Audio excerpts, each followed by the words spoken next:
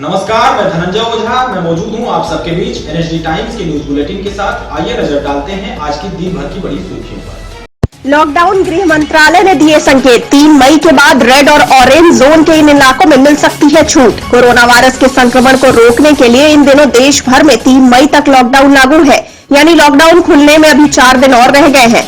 ऐसे में सवाल उठ रहे हैं कि क्या कुछ छूट के साथ लॉकडाउन को बढ़ाया जाएगा। हालांकि इसको लेकर फिलहाल तस्वीर साफ नहीं है, लेकिन गृह मंत्रालय ने इस बात को संकेत जरूर दिए हैं कि 3 मई के बाद कई इलाकों में छूट मिल सकती है। इसके बारे में जल्द ही नए गाइडलाइन जारी किए जाएंगे। कोरोना संकट से कैसे उबरे अर्थव्यवस्था, आज रघुराम राजन से चर्चा करेंगे राहुल गांधी। कोरोना वायरस के संकट काल में पिछले करीब 1 महीने से लॉकडाउन लागू है। देश में सब कुछ बंद पड़ा है, लोग घरों में हैं, फैक्ट्रियों में ताले लटके हैं, जिसका असर अर्थव्यवस्था पर पड़ा है और जीडीपी की गति पूरी तरह से थम गई है। अर्थव्यवस्था के सामने आ रही इन्हीं चुनौतियों को लेकर कांग्रेस नेता राहुल गांधी गुरुवार को रिजर्व बैंक ऑफ इंडिया के पूर्व गवर्नर रघुराम राजन से चर्चा करेंगे।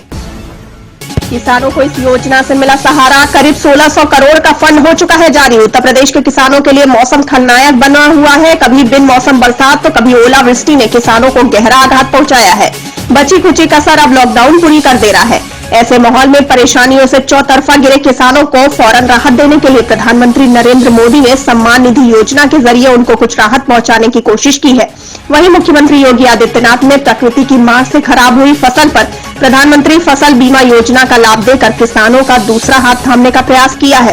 प्रदेश में बड़े स्तर पर गेहूं की न्यूनतम समर्थन मूल्य पर खरीद भी शुरू करके किसानों को बड़ी राहत देने की कोशिश की गई है।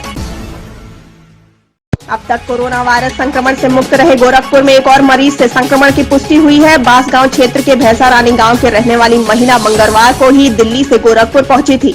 जिले में अब मरीजों में संख्या 2 रह गई है। सीएमओ ने महिला में कोरोना की पुष्टि करते हुए बताया कि मंगलवार को मरीज का पूरा परिवार दिल्ली के सफदरगंज अस्पताल से अपने गाँव पहुंचा था।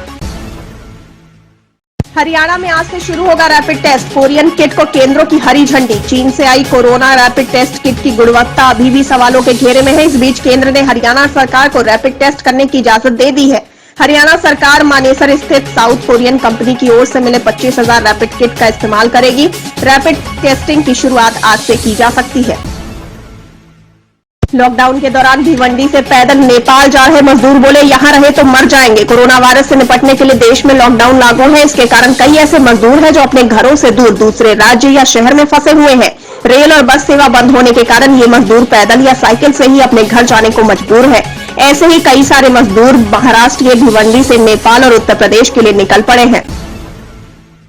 यूपी में लोहे और बिल्डिंग मटेरियल की दुकानें खुलेंगी, शुरू होगा निर्माण कार्य। उत्तर प्रदेश के ग्रीन जोन में अब कंस्ट्रक्शन कार्य भी शुरू हो जाएगा। राज्य प्रशासन ने कहा है कि जिलाधिकारी बिल्डिंग मटेरियल की दुकानें खोलने की अनुमति देंगे और राज्य में लोग घर निर्माण अथवा दूसरे तरह के निर्माण कार्य को कर सकेंगे। हालांकि निर्माण कार्य की अनुमति सिर्फ कोरोना ग्रीन जोन में ही दी गई है। अपर मुख्य सचिव गृह अविनीश अवस्थी ने बुधवार को कहा कि लोहे और बिल्डिंग मटेरियल की दुकानें अब जिलाधिकारी की अनुमति से खुलेंगी।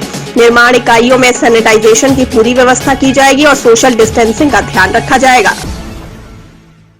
20 से 25 मई के बीच आ सकता है रिजल्ट। 4 मई से होगी कॉपियों की चेकिंग। यूपी बोर्ड 2020 के रिजल्ट पर अहम जानकारी सामने आई है। कोरोना वायरस के चलते देश भर में लागू किए गए लॉकडाउन के बीच यूपी बोर्ड ने 10वीं और 12वीं की आंसर शीट 4 मई से चेक करने का फैसला किया है। देश में 3 मई तक लॉकडाउन है, यानी उसके अगले ही दिन से कॉपियों की चेकिंग का काम शुरू हो जाएगा। उत्तर प्रदेश के उप मुख्यमंत्री दिनेश शर्मा ने यह अहम जानकारी दी है। एनएसडी टाइम्स की खबरों से अप टू डेट रहने के लिए चैनल को लाइक करें, शेयर करें और सब्सक्राइब करें और साथ ही साथ बेल आइकन दबाना ना भूलें।